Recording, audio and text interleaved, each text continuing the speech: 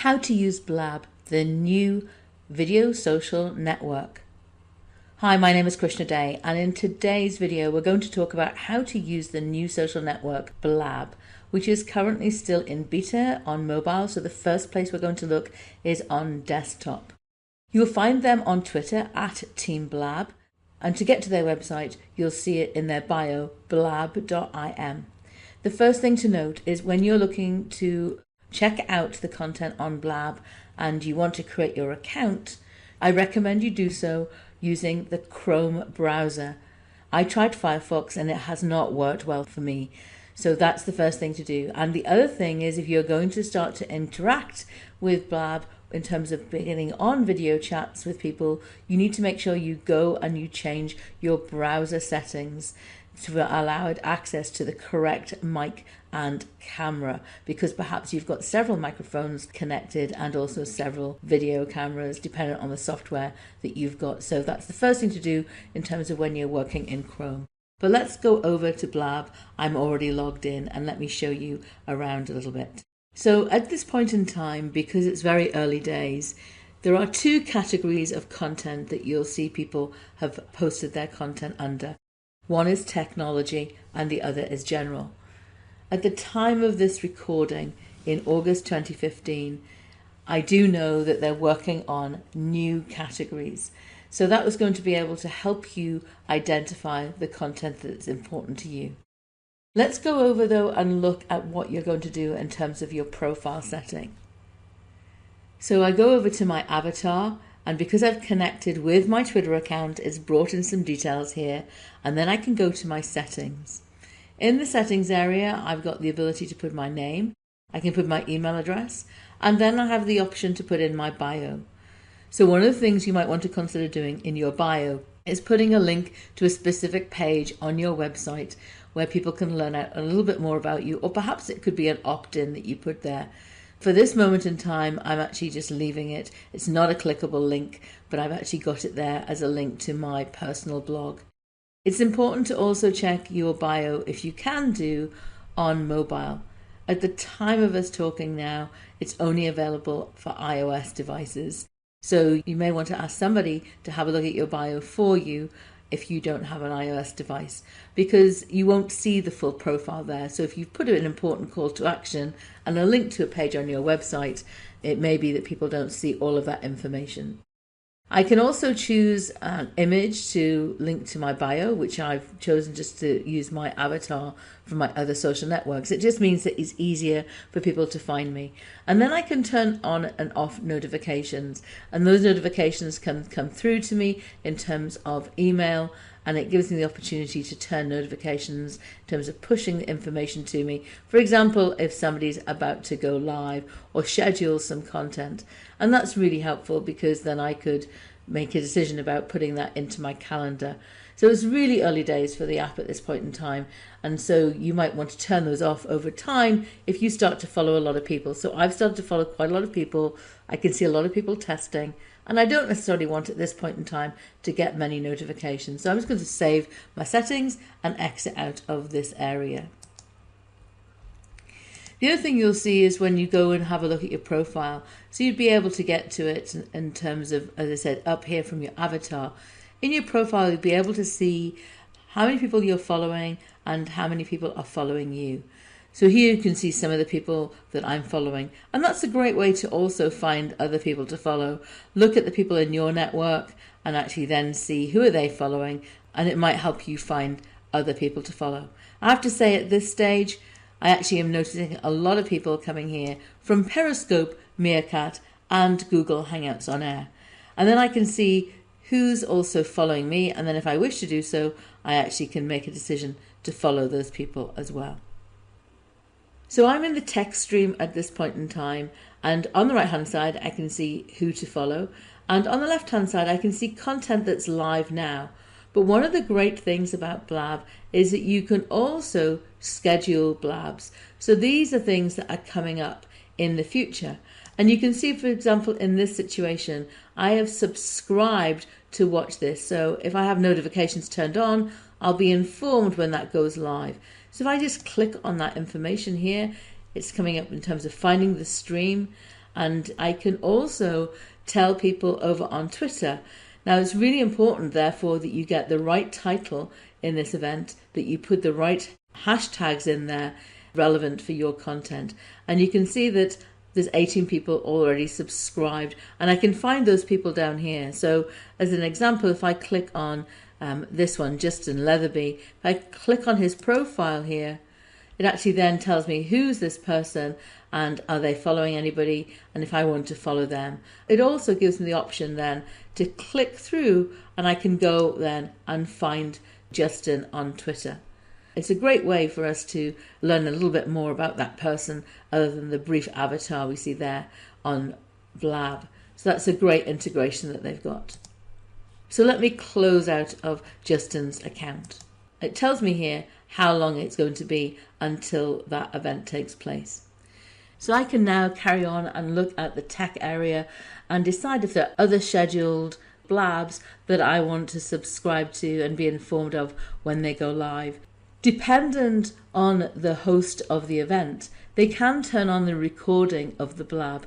And what will happen is they will receive an email notification after it with the link to where they can download the audio MP3, they can download the video, and they also have an embed code. So this allows you to take your content and then repurpose it. It therefore means that your content does not have to be saved to your camera roll, which is what happens, for example, with Periscope over on your mobile device at this point in time. You will also find when you scroll down that page that there's some archived content. So if I come back here, I can see content from last week, and I can go in and I can watch the replay. Now, all of the content that is on Blab is public. You do not have the ability to do a private broadcast with anybody at this point in time. If you do decide to record your content as the host and you then want to delete it, there is no ability to do so at this point in time. You would need to message the Team Blab team over on Twitter and request that their engineers delete it. I'm sure that's something that they will consider in the future. Let's go over to the general category, and again we'll see content that's currently on air and content that is scheduled. Let's take, for example, this event. It's being hosted by somebody called Mark Kay. He's a radio presenter from the US. He's very active on Snapchat. He's very active on Periscope. And so if we drop into that event, I've actually turned it to mute so you won't hear it, but you'll see that on the right hand side there's a chat box. So here on the right hand side you can see that I've joined, and now I can type in a question or a message. Over here on the left hand side I can now tell people on Twitter. I can see that this has not been recorded, so it's saying it's off the record. I can see who else has shared this to Twitter. So Mark himself, who's the host here, has shared it, and also Team Blab have shared it over on Twitter. In here, they've left this open so other people here can join in the chat. Now, because Mark's a radio presenter, it says it's a multi-angle look at their morning show on radio.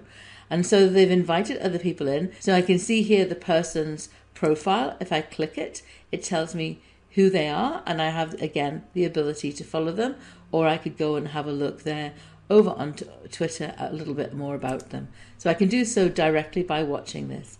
And then I can see Megan here, who I know Megan, again, works with Mark, and so again I can follow Megan. It also gives me the ability to join that event, and if I click to join the event, then Mark will be able to allow me to join the event or not. So this is a great example about how a radio station is experimenting here with Blab to give a view, and they've said this is a multi-angle look at the morning show because we're able to see the different people in the team all participating, creating and hosting the radio show. But we're seeing it from the different angles from where they're sitting. And obviously Megan is therefore looking at it with her mobile device, and Mark's probably looking at it in terms of on either a mobile, or perhaps he's doing so from his desktop. If you want to ask a question, you can put /Q, then space, and then put in the question. So I've said here, what device are you using to live stream, or are you using your desktop? And it tells me also I've used 79 of the 500 characters. So let's enter to send that message. And there what you see is a question that comes up. So it highlights this to the broadcaster. I'm now going to unmute this for a moment. I'll make the sacrifice. Okay, cool. So we need, what we need to do is we need to hire another person on the show. So that we can have 4. Yeah, we need like an intern in the empty box. All right, who wants to be our guest intern? Up here at the top, I can also see all the different viewers. And again, I can choose to follow the people who are participating here.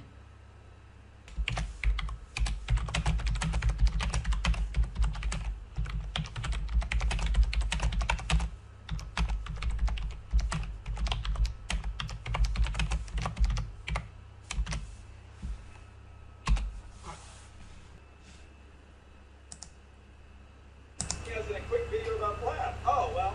Oh, yay. I hope. Here's what not to do on Blab. I don't even know where to put my stuff. So let's take a look at what you need to do in terms of starting your own Blab. So you will want to go to the top right where it says start a new Blab. Then you're going to put in your title.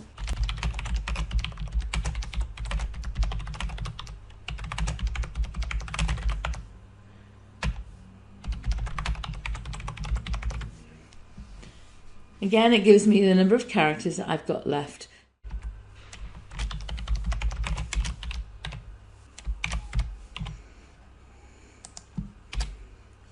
I can then say what category is the Blab, and I want to click on General. So it asks me when I want to go live, now or in the future. It also recognizes my local time, and so in here I can change the time to whatever time I'd wish it to be. And now I can schedule the Blab. So if we take a look at the page that comes up for the event, here's my title. It allows me to tell people on Twitter. So I also have a link in my browser that I can use to cross-promote that event to other networks, of course my blog, and I can optimize it. Maybe I could create a video to tell people to come and join me here, or I might choose to put an image with that content. I could even write a blog post because I could schedule this content up to a month in advance. I could put a message or a call to action in here in the comments just to tell people that I'm looking forward to them joining the event. And I also have the opportunity to cancel the Blab if I wish to do so. And there we see my Blab. So if I go back over to the General tab on Blab, I can see my Blab appearing. And again, I have the opportunity to cancel the Blab, or if I go in here, I can also leave the comment. So it's very easy for me to navigate back to that content. So one of the things you can see here in the sidebar is that people are asking questions. So if you are the host, you're able to go in and respond, but of course you as the community member can do so. So as an example, somebody's here and saying you can change the title of an event. If I hover over, I can see a little arrow sign, and that brings up that person's name, and now I can look to respond to them.